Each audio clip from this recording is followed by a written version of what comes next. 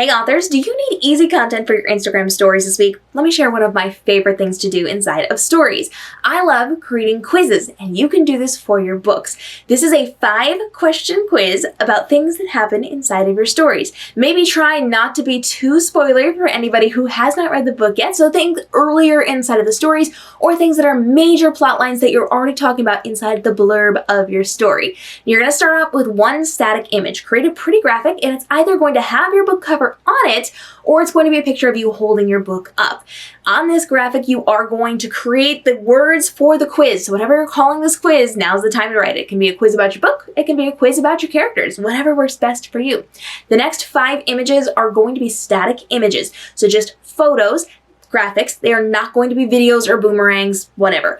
This is going to be where people are able to then decide on their quiz questions. So you're going to jump in and you are going to have 5 questions that you ask. You're using your quiz feature, which gives you 4 answers. So for every question you ask, you're going to be able to ask 4 potential answers and then select which one is the correct answer. Now again, we don't want this to be too spoilery, so try to be mindful of where this falls in the book or that it's something that's a major plot line that people already know about before they get invested into this story.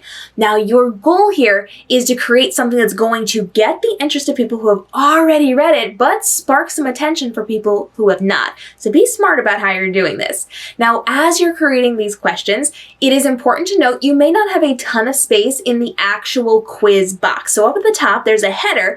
If it does not allow you to put the entire question in there, what I recommend that you do is create it in text. Pull up a new text box and ask the question. Then ask a shorter restated version of that question. So if it takes a little bit to get to the point of the question or to give a little bit of foundational knowledge, then just restate it in the following section to make sure that you've got that there. If you cannot restate it to be smaller, then say answers.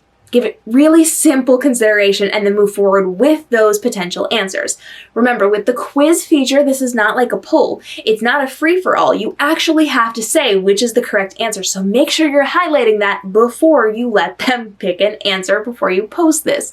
So as you're creating this, you've got your main image that is stating we're going to play a quiz. Your next 5 things are going to be the questions. So have pretty graphics. Do not make this the same imagery. We do not want to click through and just see some of the questions changing. That's boring. Make sure that you've got some type of interesting background.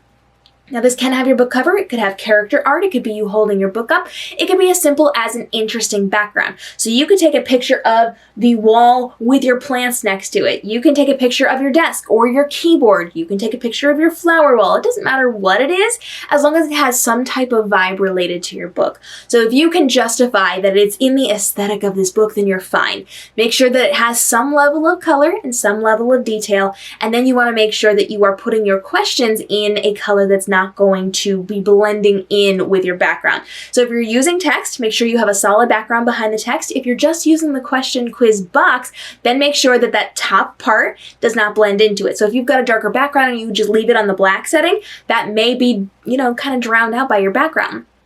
You do have the ability to tap on it and change those colors. So if you have the opportunity to change the color to something that's going to pop on that screen, make sure you do that as well.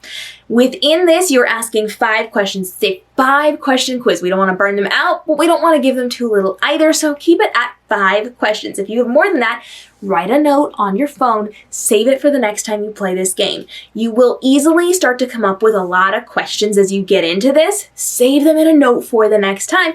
Play this every single week. It's easy for you to do this. You can do a quiz Tuesday or something like that, and everybody knows to come back for more of these. And as you progress with this, you can keep them very simple. Which character does this? Which character does that? Where is this location that this thing happens? Here, here, or here? And you can even get more in depth. What was I doing when I was writing this scene? And see if this allows your more elite followers to get a look into your writing process, so it's not just about the book or just about the character. You can bend and warp this in a lot of different ways, but quizzes are incredibly easy to do and engages with your audience. It's a one tap for them. They do not have to have a lot of commitment to this, but it's going to be fun for them to find out the answers.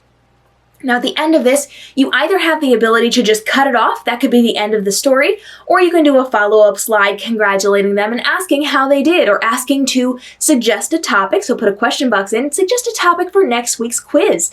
You can allow them to take some ownership and authority over these games to then be able to draw your community in even more. But this is a really great way to have a conversation with your audience, quiz them on your stories, give them some access to behind the scenes background information, and keeps them engaged inside of your stories so that as you're continuing to post, they already know to tap buttons, to use those engagement tools, so that when you come to a different point in time where you're asking them to make a little more effort, they're going to be much more likely to do so.